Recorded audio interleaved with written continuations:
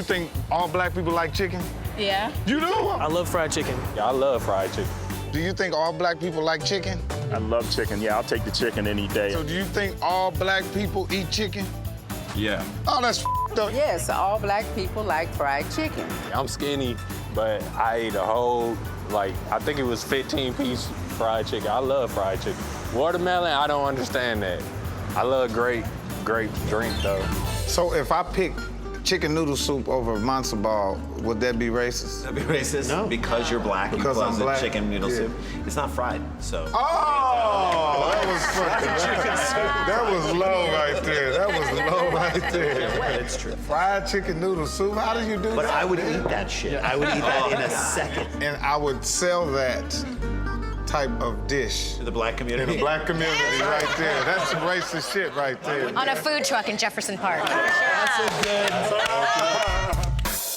We in Oakland, California, and as you can see, I came to the hood to find out why black people like fried chicken. We about to find out. Man, this ain't the hood. Tanya! Hey, I heard you were coming. Yes, how are you? you. Good to see you. Welcome. Well, I'm here to talk about chicken. I'm your girl. Let's do it. Let's be honest, when you hear fried chicken, You think of black people. be honest. Absolutely. Do you think of black Well, people? fried chicken tastes really good with oppression, so. That's some racist shit, man. What's up? What's up? Are you guys excited? Oh, come on, you can do a little bit better than that. Are we excited? Yeah. All right, so real quick, hey everyone, it's Kevin Thompson, AKA Mr. Movie Phone. And if you're tuning in from the internet, we got a lot of funny for you today. The man joining us in the Build series may be known by some of his fans as a man with pimpin' deeply rooted in his family. See, now he's been pimpin' since, been pimpin' Popularly known as Day Day from his breakout role in Ice Cube's Next Friday, he's now part of the AOL family with his brand spanking new show, That's Racist. Let's hear it for comedian and actor, Mike Epps. Thank you. What you say, Kev? Man, we looking all studious right now, just looking prim and proper. Yeah, these are messing my eyes up, but I'm I actually need mine. You need yours too? I need mine. Yeah, I need to see. I need to see. So now, keep it real with me. Next Friday, I know this came out in 2000, which was 15 years ago. But are people still calling you Day Day? People still call me Day Day to this day, and I did The Hangover too, and people still calling me Black Doug. I said, I know I'm black. Just call me Doug, man. Now you've done a lot of work to, I guess, step away from that Day Day image, that baby powder image from How High, and I mean you've done a lot of different films. I mean we know you as was it LJ? What's his name? LJ from Resident Evil. Resident Evil. I was in Sparkle. And Sparkle. Yeah, with Whitney Houston, I did Talk to Me with Don Cheadle. Wait, don't breeze past the Sparkle. That was a huge one. Yeah, it was. That was big. Do you think that changed your career at all in any type of way? Well, I think, being a comedian, I think it definitely put me in a different light as a serious actor. And I've done several roles that was able for me to show people my range in the acting business. Like I said, I did Talk to Me with Don Cheadle. I did Something New with Sanaa Lathan. I just finished a movie with, man, I forget his name. It's all right, you're Hollywood right now. It's a white guy, though. Names. Yeah, it's a white guy. It's a white guy. But I think that movie definitely catapulted me in a position and in a way where Hollywood could see that I could not only be funny, that I could do dramatic roles. And from that, I'm playing Richard Pryor.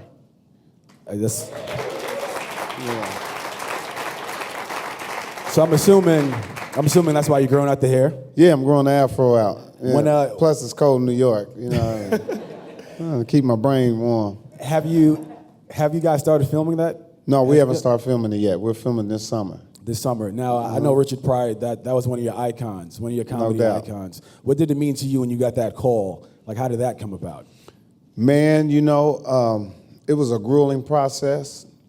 I had to audition a lot of times. I had to travel all over the country to go meet with Lee Daniels, who's directing it. And I worked for it. I really worked hard, man. Richard Pryor had picked me to play in this biopic years ago before he passed away. And some things just didn't work out where the film didn't go. Bill Condon was the director, and it came back around to me to play Richard Pryor. And I'm excited. I'm really nervous. I'm scared because those are some big shoes to fill. But I know how to curse so good. I think I can do it. Now, you've actually accomplished what a lot of comedians can't accomplish, which is to go from stand-up to a successful actor. Yes. Of course, we have the Jim Carrey, the Eddie Murphy, even the late, great Robin Williams. Yes. But a lot of comedians just find it so hard. I remember even hearing Rodney Dangerfield say that it's hard for him to do it because he can't get that instant gratification that you Right. get when you're on stage doing your thing. Now you're at a movie set, you make a joke, no one laughs. They're just like the film crew here, just recording you, move to the next scene. So what's your secret? What makes you so successful? A lot of people don't know I do stand-up. It's really weird because stand-up is my first love. That's where I started doing stand-up. But I think that people noticing me came from me doing acting roles. And then they learn, oh, he does stand-up? Because it's usually the opposite. You usually go from stand-up to a successful actor. But a lot of people didn't know that I did stand-up. But I do stand-up, and I think that both of them has always complemented each other for me. When I'm doing stand-up, it helps my acting. When I'm acting, it helps my stand-up. So I try to make both of them. I try to marry both of them and make them both work for each other. You're currently on tour right now, aren't you, with After Dark? No, The Real Deal. The Real Deal. I'm always on tour. I always change the name every year. Make it like it's a new tour. It's just a new name. So now, tell us how a kid from Indiana goes from doing stand-up, making it big in TV, or making it big in film, and now has a new show with AOL That's Racist. How did that come about? Well, I'm from Indianapolis, Indiana, and I left my hometown when I was about 18, 19 years old. Got on a Greyhound bus and moved to Atlanta. Lived in Atlanta for a year, realized that show business wasn't in Atlanta. Because, being from Indiana, you don't know. You're like, oh, I'm going to Atlanta and be a star. And I was sitting around all these strippers. I'm like, okay, this ain't Hollywood. I got to get out of here. I haven't seen no stars yet. So I got on the Greyhound again. Greyhound ought to sponsor me, and many times I rode the bus.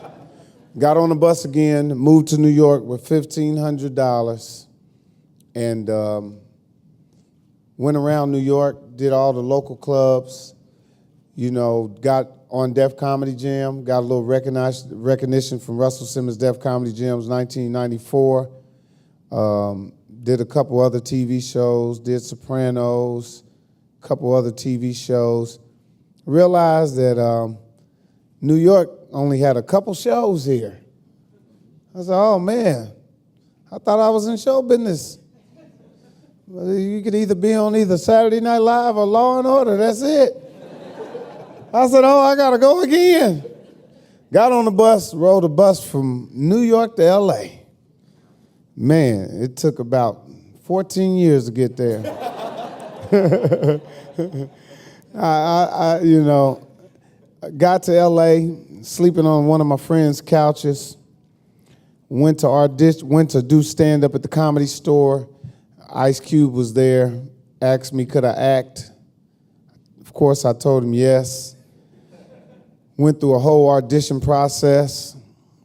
I mean, every actor in Hollywood, young black actor, was after that Next Friday role, because Chris Tucker had did such a great job, and he did a lot with that role and had a great career.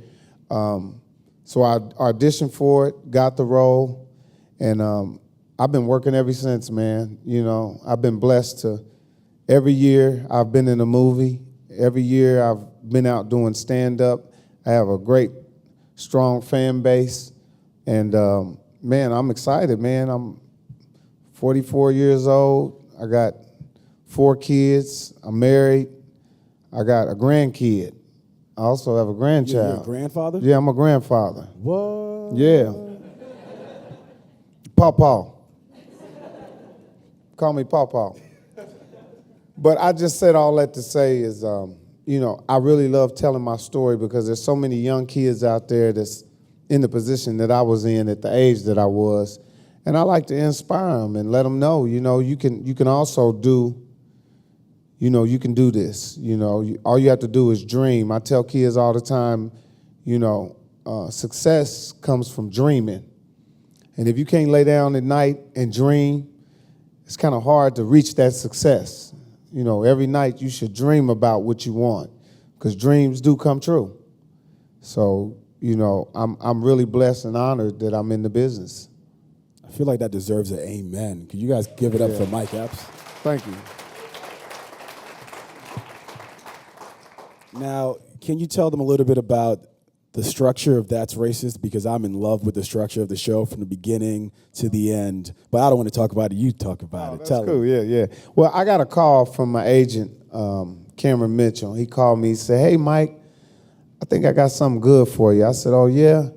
He said, "Yeah, I got a guy named Andrew Freed that's got this show over at AOL called That's Racist." I said, "Okay, now, Cameron, now, you know I can't be racist in this business."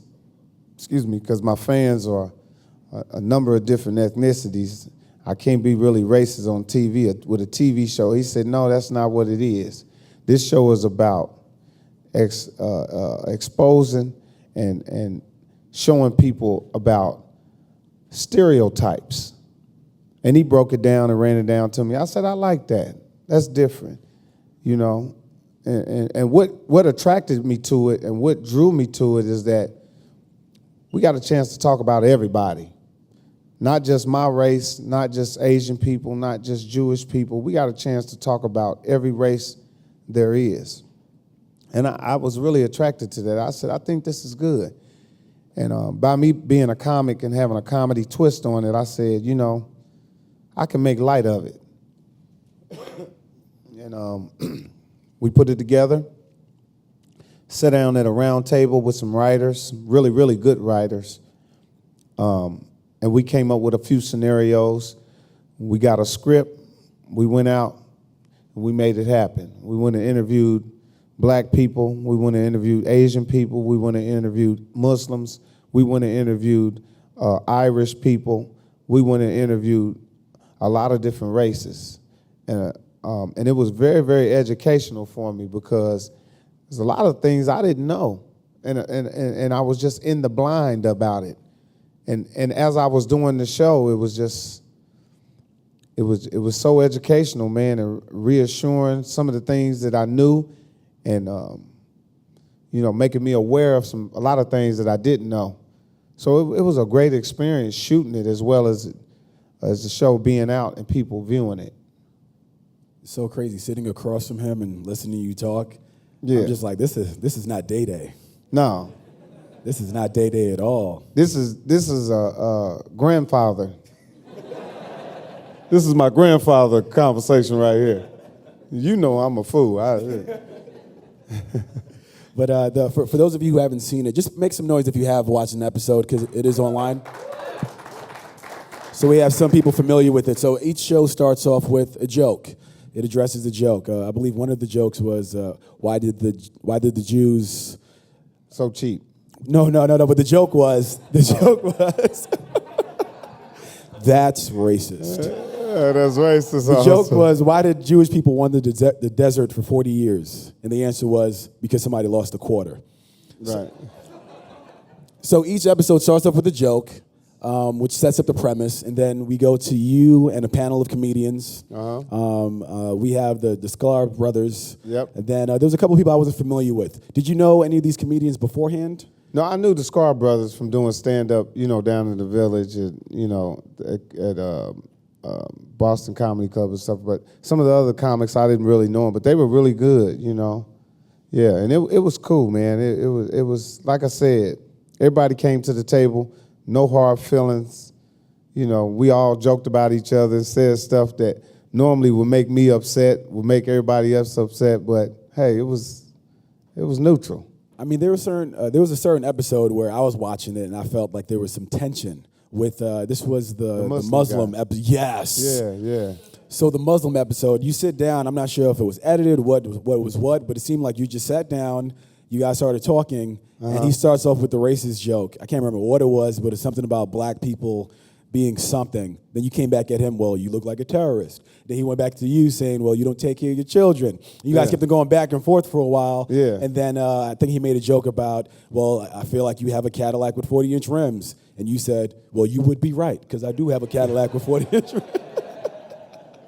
Yeah, he seen me pull up, though. Well, are you guys cool? Because, I feel like, it's some tension when you bring up anything with race to anyone. No, you know what? The guy was cool. I think that I think it was good for the show.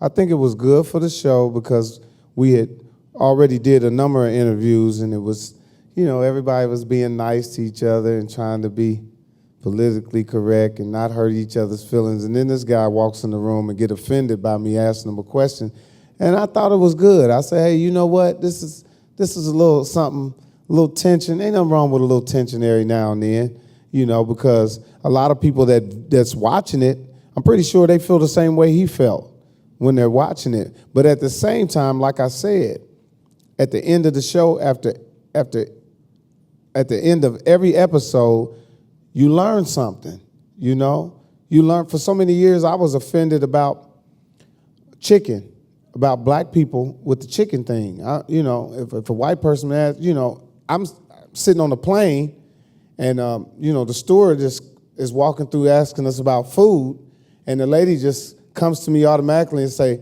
we don't have any more chicken left. And I said, how you know I wanted some chicken?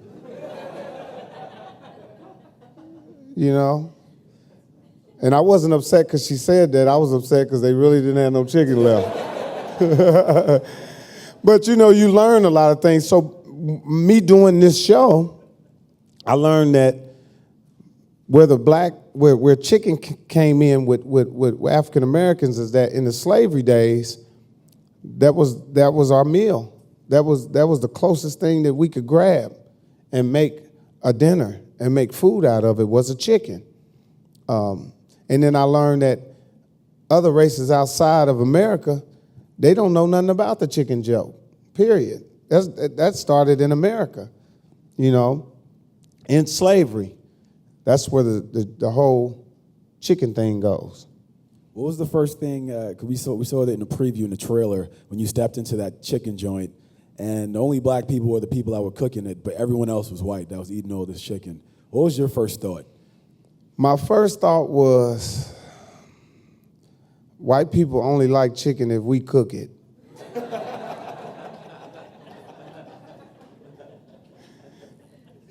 We know how to make chicken 9 different ways. Barbecue, honey lemon pepper, teriyaki, buffalo, honey mustard. We know how to take that chicken and prepare it a lot of different ways, but I learned when I walked in there that so many other races enjoy the food, That's just like when I went they had me do an interview at an Irish pub, and I asked this Irish guy, I said, why do you guys drink so much? And he said, the same reason why all you Americans drink. And I said, I thought about it. I said, you're right. We get plastered over here. We drink just as much as they do, but there's a stereotype about Irish people drinking all the time and fighting and, being obnoxious. So, like I said, it was an education in every episode in every race that I talked to. Speaking about Irish people, I don't know about you guys, but on St. Patrick's Day, I always turn up. You do? So thank you for that, Irish people. I do too. So now, you guys did touch on from what I saw, a lot of different races. Now, when it came to the Asian people, we all know the Asian stereotype. Do you guys know it? So, not rice. Who said that? That's racist.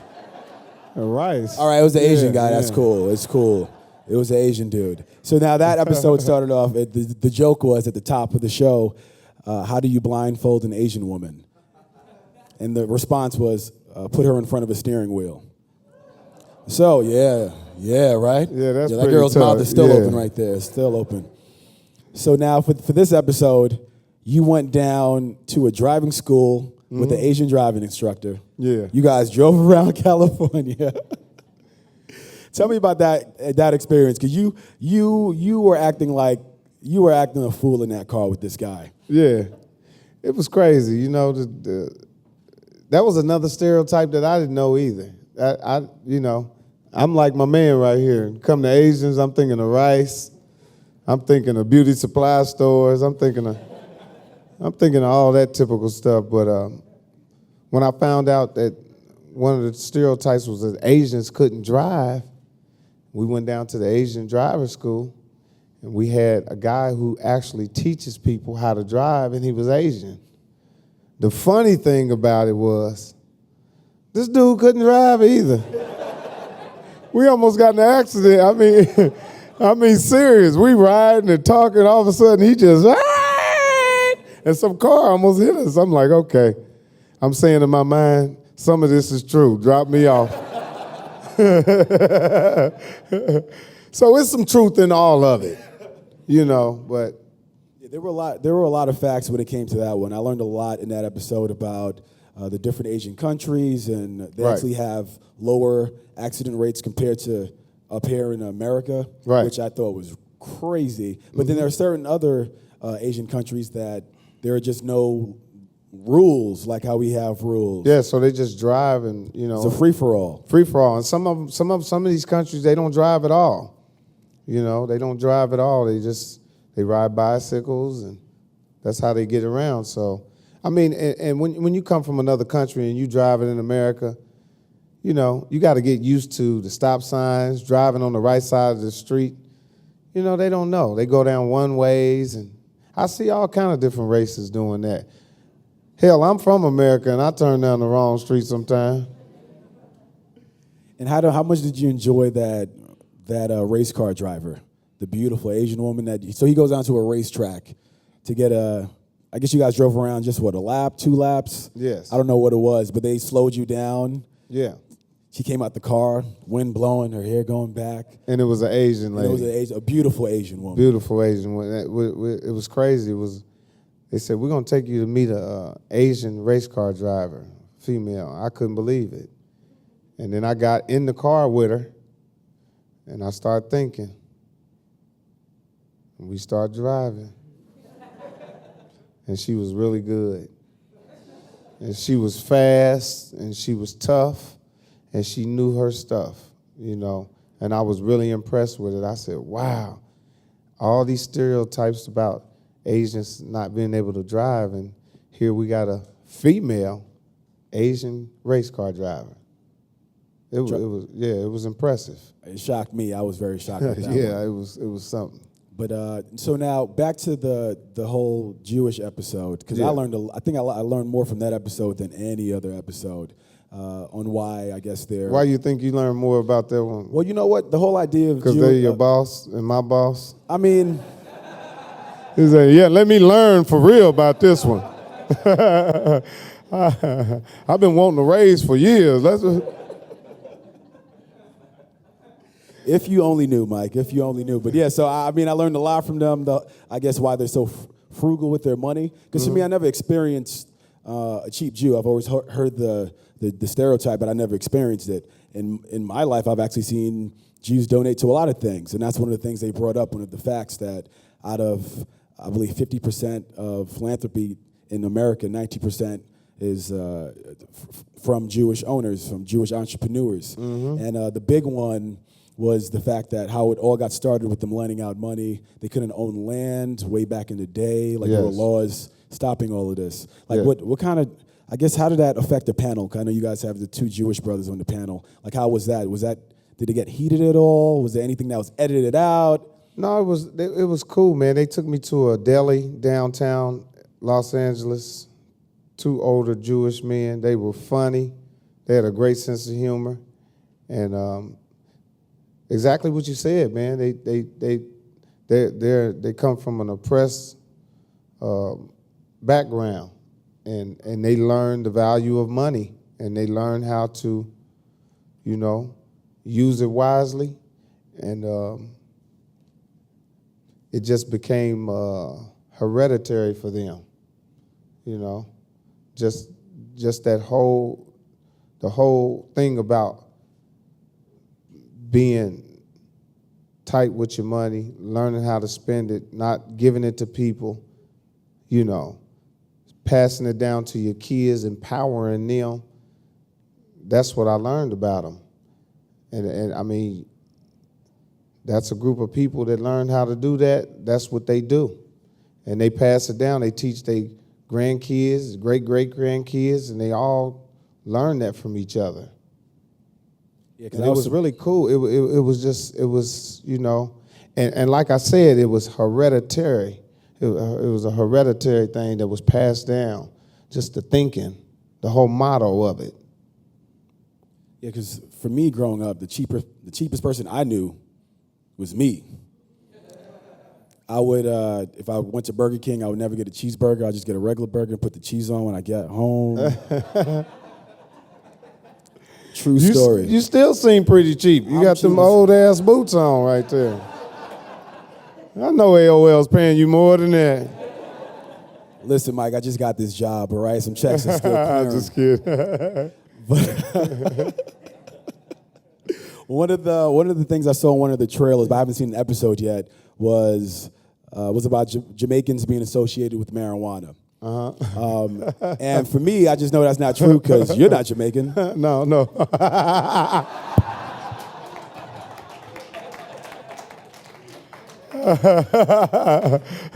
You're absolutely right. I'm a Jamaican is what I am. I salute the Lakers. I mean, that was Muslim right there.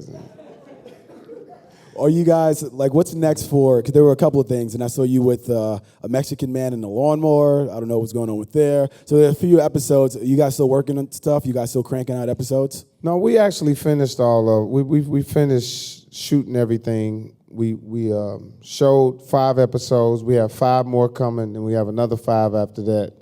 But like I said, we covered the bases. We talked about Spanish, being Mexicans. We talked about Irish. We talked about black. We talked about Polish people. We talked about a lot of groups of people. And the episodes are really, really cool, man. And like I said, education, if you walk away with nothing else, you will walk away learning some of these stereotypes that you've always been twisted about different races and what you thought it was. Yeah. Now, before we get to the audience, we're going to ask the audience if you guys have questions. We'll come right to you. But I want to ask you, have you ever heard the Mario joke? The what? That Mario joke? Mario, the cartoon character. Uh-uh. It says, don't be racist, be like Mario. He's an Italian plumber that looks Mexican, was created by Japanese people, but speaks English, jumps like a black man, but takes coins like a Jew. Wow. No, you guys never heard that? I heard it now. I'm about to go tell that one. So don't be racist. Be like Mario. That's pretty so now, cool. I like that. Oh, I got it from the internet. That's not me. That's not me. There was another great one by Lisa Lampanelli, who's a very not clean comic. And it goes, what's shorter than a Jewish man's penis? What? A black man's to-do list. I like that because you kind of diss both races at the same time. So now we're going to go to the audience. Audience members, if you have a question for Mike Epps, raise your hand, stand up, state your name. Don't be shy. Any questions for Mike Epps? right here, the man with the fedora hat, about to go to a Michael Jackson special.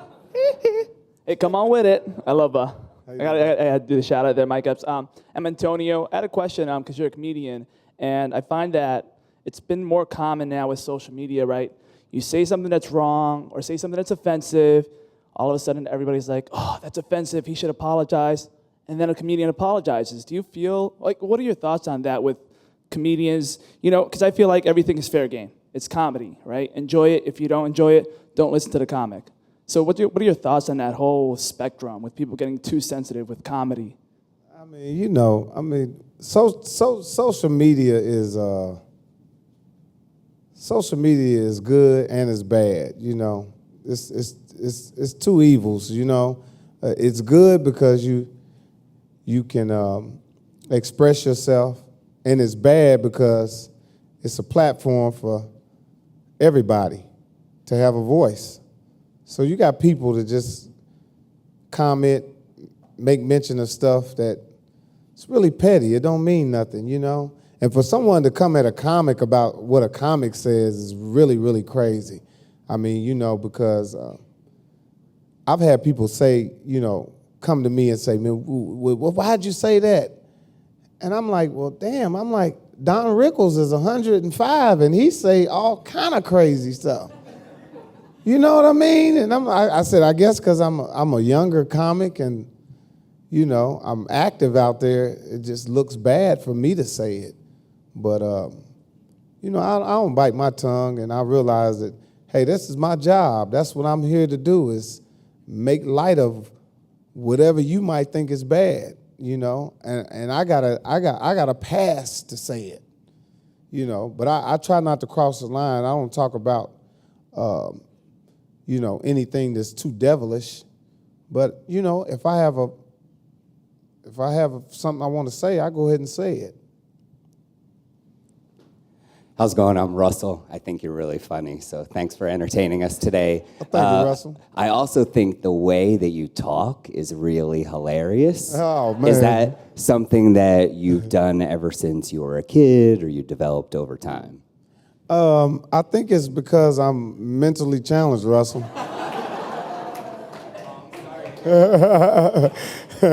I'm like a smart, retarded guy, if you notice.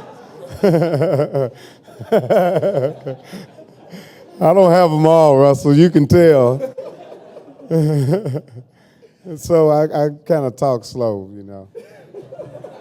With a little country slur, you know. Yeah.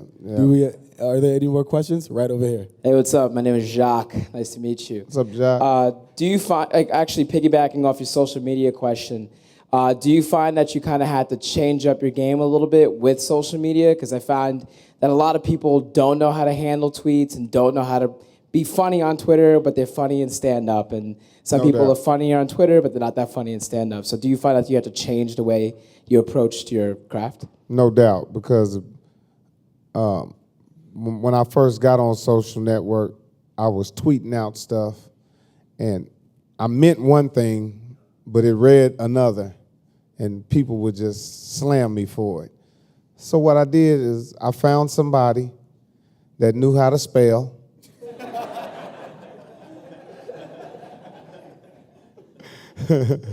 and knew how to, you know, say the things that I wanted to say in the right way.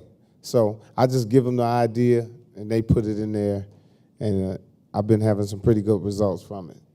But they're my ideas. So if you're reading anything on social network, it came from me. I just got somebody to dress it up a little bit. We have time for one more question. What's going on, Mike? So, you know, you're a comedian, you're funny, you're a household favorite, but every now and then it's not all about jokes. You got to get serious at some time. So what are some of the kind of things that you did for the more serious acting roles, you know, that was kind of flip side of what you're used to doing? Like I said, I did movies like Sparkle and stuff like that, but you know, I come from a